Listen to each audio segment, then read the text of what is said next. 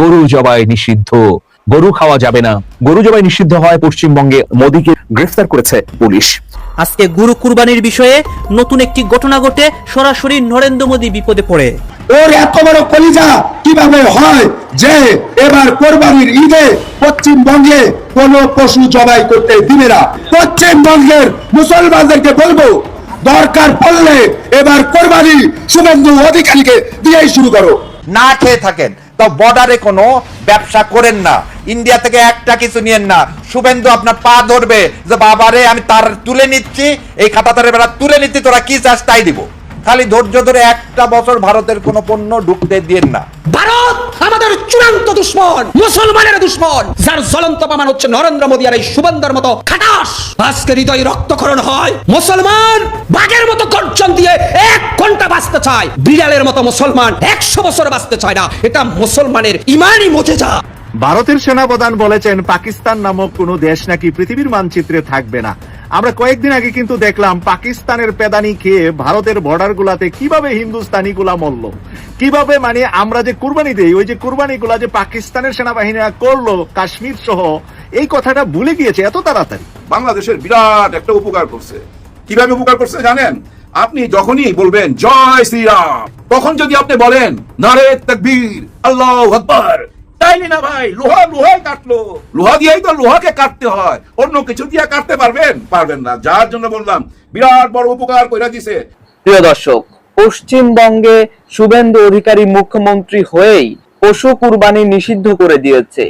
প্রিয় দর্শক, এই নিষিদ্ধকরণের পর এই মুহূর্তে বাংলাদেশ এমন একটি সিদ্ধান্ত নিতে চলেছে, বিশেষ করে একজন রাজনৈতিক বিশ্লেষক তো ইতিমধ্যেই বলে ফেলেছেন ভারতের সাথে আমাদের সকল সম্পর্ক ছিন্ন করা উচিত। যেহেতু সেখানে আমাদের জাতি ভাই ভালো নেই, সেখানে মুসলমানেরা ভালো নেই, সুতরাং বাংলাদেশ থেকে আমাদের এইটুকু দায়িত্ববোধ আছে যে ভারতীয় সকল পণ্য বয়কট করা উচিত। দর্শক, এই বিশ্লেষকের মতামতের সাথে আপনি কি একমত পোষণ করছেন যে বাংলাদেশের উচিত ভারতের সাথে সকল সম্পর্ক ছিন্ন করা এবং ভারতীয়দের উচিত বা ভারতীয় মুসলিমদের উচিত এই মুহূর্তে কুরবানি না দিয়ে 1 বছরের জন্য অপেক্ষা করা এবং নরেন্দ্র মোদী এবং শুভেন্দু অধিকারী তাদের গোমাতাদের কি করে সেটি দেখার অপেক্ষা করা? সেটি অবশ্যই কমেন্ট করে জানিয়ে দিবেন। এর সাথে সাথে এটি নিষিদ্ধ করায় বা কুরবানি নিষিদ্ধ করায় এই মুহূর্তে ভারতের অবস্থা কি সেটিও জানতে পারবেন। তো আমি আর বেশি কথা বাড়াবো না, এই ভিডিও শুরুতেই আপনাদের আরো যে ভিডিওগুলোর অংশ বিশেষ দেখিয়ে শুরু করেছিলাম সেই ভিডিওগুলোর বিস্তারিত আলোচনা দেখাবো। তো চলুন একটি লাইক দিয়ে আমরা ধারাবাহিকভাবে সবগুলো ভিডিওর বিস্তারিত আলোচনা দেখে আসি। না খেয়ে থাকেন তো বর্ডারে কোনো ব্যবসা করেন না, ইন্ডিয়া থেকে একটা কিছু নিয়েন না। শুভেন্দু আপনার পা ধরবে যে বাবারে আমি তার তুলে নিচ্ছি, এই খাতা তারের বেলা তুলে নিচ্ছি, তোরা কি চাস তাই দিব। খালি ধৈর্য ধরে একটা বছর, খালি ধৈর্য ধরে একটা বছর ভারতের কোনো পণ্য ঢুকতে দিয়েন না। যত আমাদের বর্ডার এলাকার মানুষ আছেন রাত দিন পাহারা দেন যাতে ইন্ডিয়া থেকে একটা জিনিসও না ঢোকে। কি হয়েছে? 10টা গরু দিতাম, এবারে ভাগে গরু দিব। ইন্ডিয়ান গরু দরকার নেই। আল্লাহ কি আমাকে বলছে যে না তোমাকে গোটা গরুই দিতে হবে?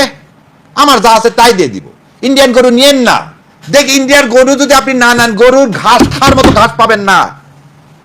ওদের আম, এটা আম আমাদের এখানে বিক্রি না করলে কোথায় বিক্রি করবে বলেন তো? আমের কোনো কোল্ড স্টোরেজ নেই। পেঁয়াজ আমাদের এখানে বিক্রি না করলে ওদের কোনো কোল্ড স্টোরেজ নাই পেঁয়াজ রাখার। পেঁয়াজটাতে পিসা পেস্ট করে বরফ করবে, সে সব ফ্যাসিলিটিও কলকাতার নাই, আদার নাই, রসুনের নাই। তা আমার কাছে না দিলে কার কাছে দিবে? তখন আপনি বলেন শুভেন্দুকে, শুভেন্দু কাঁটাতারের বেড়া সরাও, না হলে আমি এগুলো কিছু নিব না। কলকাতার মানুষই এই শুভেন্দুই নিজের পার্টি চালাতে হবে না শুভেন্দুকে? দিল্লি টাকা দিবে? তাহলে এই আপনি যে পণ্যটা নিচ্ছেন ওখান থেকে চোরা কারবারির মাধ্যমে, সেই চোরা কারবারির টাকাটাই শুভেন্দুর পকেটে যাচ্ছে। সুতরাং চোরা কারবারিটা বন্ধ করেন। বিডিআর এর ভাইদেরকে বলবো, আজকে তাদের নাম বিএসএফ, ভুলে যেন না। আপনার ভাইদেরকেই, বিজিবির ভাইদের, আপনাদের ভাইদেরকেই, উত্তরসূরিদেরকেই সেদিন ইন্ডিয়া এসে হত্যা করে গেছে। সেই রক্ত এখন আপনাদের মধ্যে আছে। এই রক্তের বদলা নিতে শেখেন। সেই জন্যে ওই চোরা কারবারির টাকা দিলে টাকা নিয়েন না। একটা মশা মাছি পর্যন্ত বর্ডারের এপার আসতে দিয়েন না। আর একটা মানুষ যেটা মারা যায়, আপনি দেশকে ভালোবাসেন না? বিজিবি, আপনি এদেশের সন্তান না? আপনার লাগে না যে আপনার সন্তানকে মেরে ফেলে দিচ্ছে পাখির মতো? সো আপনার বন্দুক আপনাকে কেন দেওয়া হয়েছে? আপনাকে বন্দুক কি কারণে দেওয়া হয়েছে? সো আপনার জবাবটা হবে গুলি না, আপনার জবাব হবে যাতে ওই বর্ডার থেকে একটা জিনিস এপারে না আসে। বাংলাদেশের যে কোম্পানি ইন্ডিয়ার সাথে ব্যবসা করে সে কোম্পানিকে বয়কট করার ডাক দেওয়া হোক। রাজনৈতিকভাবে, সামাজিকভাবে যারা ইন্ডিয়ার সাথে সম্পর্কিত আছে, যারা ইন্ডিয়া থেকে জিনিসপাতি নিয়ে এসে এদেশের মার্কেটকে ইন্ডিয়ার মার্কেটে পরিণত করছে, সেই সব ব্যবসায়িকদেরকে, হাতে গোনা কয়েকজন ব্যবসায়িক, তাদেরকে বয়কট করা হোক। তবে ভাই উপকার করছে, বাংলাদেশের বিরাট একটা উপকার করছে। কিভাবে উপকার করছে জানেন? আপনি যখনই বলবেন জয় শ্রীরাম, তার এগেনস্টে আপনি কি স্লোগান দিবেন বলেন তো? জয় বাংলা, বাংলাদেশ জিন্দাবাদ। জমলো না।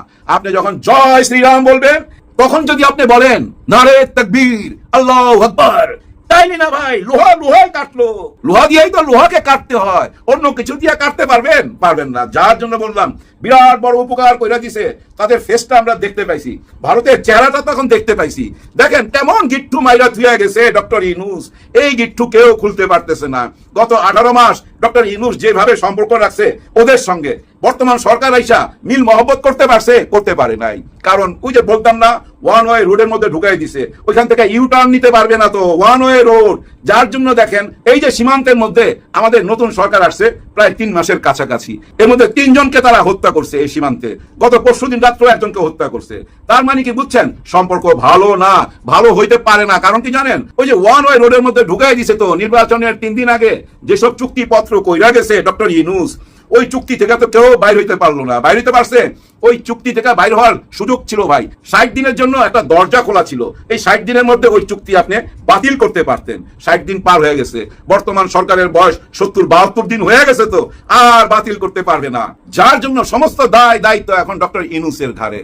সবাই কিন্তু এখন ওই ডক্টর ইউনূসকে দোষারোপ করতেছে, কিন্তু ওই 60 দিনের সুযোগটা কেন নিলেন না? না নেওয়াতে কি বোঝা গেল? এখন ডক্টর ইউনূসের বিচার চায়। বাটপার ডক্টর ইউনূস। আপনি এই সরকারের বিরুদ্ধে কথা বলেন না কেন? এখন তো এই সরকার দেশ চালাইতেছে। আমের প্রবলেম হলে সরকার জবাব দিবে। আর ওই চুক্তিটা কেন বাতিল করা হলো না? সরকার জবাব দিবে। সরকার নিয়ে কোনো কথা বলেন না। কারণ ওই যে একটা টেলিফোন করছিল আপনারে, কেমন আছেন আনিস আলমগীর সাহেব, ওই যে পুতু হয়ে গেছেন, এত খুশি হয়ে গেছেন। ভাষণের নামটা মুখে নিতে এখন লজ্জা লাগে, তাই না? নিশ্চয়ই লজ্জা লাগে। না হলে ভাষণের নাম কেন আপনি মুখে নেন না? সরকারের নাম মুখে না নিয়া ওই যে সরকার চলে গেছে, সব কিছুর জন্য সে দায়ী। আর বাটপার করে চিল্লান। ওই যে আলী রিয়াজ একজন আছে, সেও নাকি আরো বড় বাটপার। যে কোনো চ্যানেলে যায় ওই একই কথা বলে, শুনতে বিরক্ত হয়ে গেছি। কেন যে ওনাকে ডাকে জানি না। এবার প্রতিবেশী দেশ ভারতের বুকে আতঙ্ক ছড়াতে বাংলাদেশের ক্ষমতার কেন্দ্রবিন্দুতে এমন এক ব্যক্তিকে বসানোর পরিকল্পনা হচ্ছে, যার নাম শোনার পর মোদির রাতের ঘুম হারাম হয়ে গিয়েছে। আজকের সবচাইতে গুরুত্বপূর্ণ খবর হলো তারেক রহমানের আসন্ন মন্ত্রিসভায় স্বরাষ্ট্রমন্ত্রী পদে লুৎফুজ্জামান বাবরের নাম উঠে এসেছে। তো দর্শক, কেন তারেক রহমান হঠাৎ এমন সিদ্ধান্ত নিচ্ছেন তা জানতে হলে পুরো ভিডিওটি দেখতে থাকুন। সেই সাথে কমেন্ট করে জানিয়ে দিন আপনি কি চান স্বরাষ্ট্রমন্ত্রী পদে লুৎফুজ্জামান বাবরকে বসানো উচিত। যাই হোক, একটা সময় যাকে ফাঁসির সেলের অন্ধকার প্রকোষ্ঠে আটকে রেখে চিরতরে নিশ্চিহ্ন করার ছক কষা হয়েছিল, সেই মানুষটি আজ ফিরে আসছেন দুর্দান্ত প্রতাপে। এটি হলো সরাসরি দিল্লির আধিপত্যের বুকে এক প্রলয়ঙ্কারী আঘাত। প্রধানমন্ত্রী তারেক রহমানের আসন্ন মন্ত্রিসভায় স্বরাষ্ট্রমন্ত্রী পদে লুৎফুজ্জামান বাবরের অন্তর্ভুক্তির এই প্রবল সম্ভাবনার কথা উঠে এসেছে। স্বরাষ্ট্রমন্ত্রী পদে লুৎফুজ্জামান বাবরের নাম রাজনীতির ময়দানে রীতিমতো এক ভূমিকম্পের জন্ম দিয়েছে। বিশেষ করে স্বরাষ্ট্র মন্ত্রণালয়ের মতো স্পর্শকাতর আর সর্বোচ্চ ক্ষমতার কেন্দ্রবিন্দুতে তার পদচারণার কথা ভারতের বুকে রীতিমতো কাঁপন ধরিয়ে দিয়েছে। 2013 সালের 18 নভেম্বর চরম বিতর্কিত 10ম জাতীয় সংসদ নির্বাচনকে সামনে রেখে তৎকালীন প্রধানমন্ত্রী শেখ হাসিনা 66 সদস্যের এক বিশাল সরকার গঠন করেছিলেন। স্বাধীন বাংলাদেশের ইতিহাসে আকারের দিক থেকে সেটি ছিল সবচেয়ে বড় মন্ত্রিসভা। তবে এবার সেই পুরনো রেকর্ড ভাঙার দ্বার প্রান্তে বর্তমান সরকার। ক্ষমতায় শোনা যাচ্ছে এক বিশাল রদবদলের পদধ্বনি। বর্তমান মন্ত্রিসভার সদস্য সংখ্যা 49 জন, যাদের বেশিরভাগই দাপ্তরিক কাজে একেবারেই নবীন। এই অনভিজ্ঞতার কারণে সরকারের দৈনন্দিন কার্যক্রমে আমলাতান্ত্রিক জটিলতার যে দুর্ভেদ্য দেয়াল তৈরি হয়েছে তা ভাঙতেই এবার তারেক রহমান এক সুদূর প্রসারী মেগা প্ল্যান হাতে নিয়েছেন। তবে দেশের রাজনৈতিক হিসেব নিকাশকে ম্লান করে দিয়ে পুরো দেশের নজর এখন আটকে আছে নেত্রকোনা 4-এর সংসদ সদস্য লুৎফুজ্জামান বাবরের দিকে। দেশের আইন শৃঙ্খলা পরিস্থিতির আমূল উন্নতি এবং প্রশাসনকে শক্ত হাতে নিয়ন্ত্রণ করার জন্য বাবরকে স্বরাষ্ট্র মন্ত্রণালয়ে ফিরিয়ে আনার বিষয়টি এখন আর কোনো সাধারণ গুঞ্জন নয়, এটি একটি বজ্রপাত। 2001 সালে খালেদা জিয়ার নেতৃত্বাধীন সরকারে স্বরাষ্ট্র প্রতিমন্ত্রী হিসেবে দায়িত্ব গ্রহণ করার পর তিনি যেভাবে প্রশাসনকে নিজের হাতের মুঠোয় নিয়েছিলেন তা আজও রাজনৈতিক মহলে এক বিস্ময়। পুলিশ, গোয়েন্দা এবং পুরো রাষ্ট্রযন্ত্র চলত তার কড়া নির্দেশনায়। আর ঠিক এ কারণেই বাবরকে স্বরাষ্ট্র মন্ত্রণালয়ের দায়িত্ব দেওয়ার সম্ভাব্য বিষয়টি নয়াদিল্লির জন্য এক সাক্ষাৎ যমদূতের বার্তার মতো। লুৎফুজ্জামান বাবর ভারতের কাছে কখনোই কোনো সাধারণ বিরোধী দলীয় নেতা নন, তিনি ছিলেন তাদের সবচেয়ে বড় ত্রাস। এর পেছনে মূল কারণ খুঁজতে গেলে ফিরে যেতে হবে 2004 সালের সেই শ্বাসরুদ্ধকর ইতিহাসে। ওই বছরের এপ্রিলে চট্টগ্রামের CUFL ঘাটে ধরা পড়া বিপুল পরিমাণ অত্যাধুনিক অস্ত্রের চালানটি মূলত ভারতের বিচ্ছিন্নতাবাদী সংগঠন উলফার জন্য নিয়ে আসা হচ্ছিল বলে ভারত